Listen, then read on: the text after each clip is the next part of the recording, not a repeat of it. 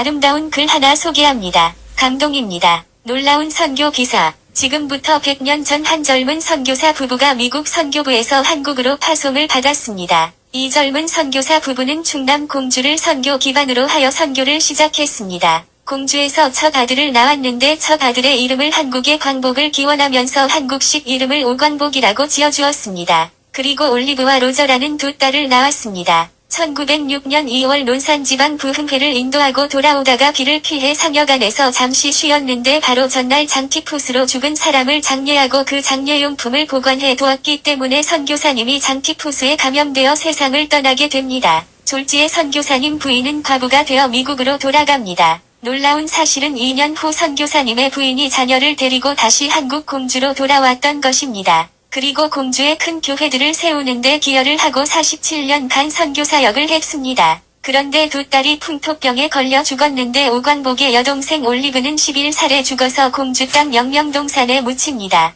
오광복은 공주에서 태어나 초등학교부터 중학교까지 나오고 다시 미국으로 건너갔습니다. 그리고 다시 한국으로 나오게 됩니다. 그때가 바로 일제식민지 통치에서 해방되어 하지 장군이 군정관으로 한국을 신탁 통치하던 때였습니다. 그때 영어와 한국말을 능통하게 구사할 사람이 필요했습니다. 바로 그 사람이 선교사 아들 오광복입니다. 오광복이 하지의 참모가 되어 한국 정부 수립에 관여합니다. 그때 하지가 오광복에게 자네가 한국 실정을 잘 아니 앞으로 한국을 이끌어 갈 인재 50명을 추천해 달라고 합니다. 오광복은 어머니와 상의한 후 어머니가 추천해주는 50명을 하지 장군에게 소개했습니다. 놀라운 사실은 그중 48명 거의 다 기독교인이라는 것입니다. 그래서 한국 정부 수립될 때 요소요소의 기독교인들이 들어가서 나라를 세웁니다. 특별히 문교부 장관의 기독교인이 임명되어 미신타파를 시작했습니다. 국방부 장관이 기독교인이 되어 군대 안에 군목제도의 토대를 마련하여 한국군을 하나님의 군대로 만들었습니다. 그리고 재헌국회 국회의원 거의 모두 기독교인들이었습니다. 지금도 우리나라 재헌국회 속기록 첫 장을 열면 기도로 국회를 개원한 것을 알 수 있습니다.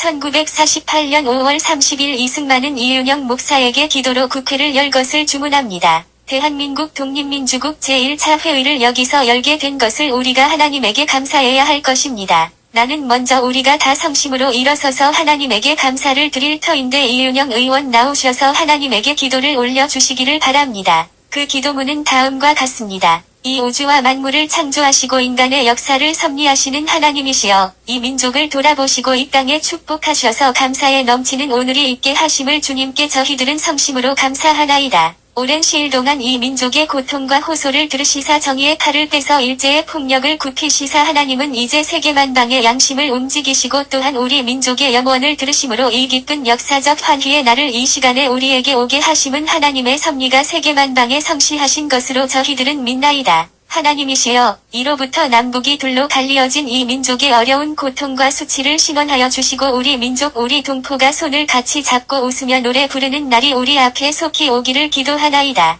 이때 기독교인이 전 국민의 5% 안 되는 때였습니다. 그런데 윌리엄 사모님이 추천해준 50명의 기독교인들이 각 분야에 들어가서 영향을 미친 결과 10년 만에 500만이 되고 20년 만에 1000만 성도가 되는 기적이 일어난 것입니다. 여러분, 이 기적 어떻게 가능했습니까? 미 군정 시절 오광복이 추천한 50명부터 시작했습니다. 오광복에게 누가 50명을 추천했습니까? 바로 오광복의 어머니 이영만리 타국에서 남편을 잃어버리고 두 딸을 잃어버렸는데도 다시 한국으로 돌아와 한 아래 미랄이 되신 사모님 때문입니다. 오광복은 1994년 87세 일기로 소천했는데 11살에 죽은 내 동생 올리브가 묻혀있는 공주 영면동산 내 동생 곁에 나를 묻어달라고 유언했습니다. 아마도 한평생 동안 한국에서 풍토병으로 죽은 동생이 가슴에 살아있었나 봅니다. 그래서 지금 오광복의 묘가 동생 옆에 나란히 있습니다. 이러한 헌신과 희생을 바탕으로 하나님께서 세워주신 내 나라와 내 민족이 깨어서 경성하여 다시 한 번 더 하나님을 경외하는 민족이 될 수 있기를 기도합니다. 이 글이 도움이 되었다면 다른 분들에게도 널리 전합시다.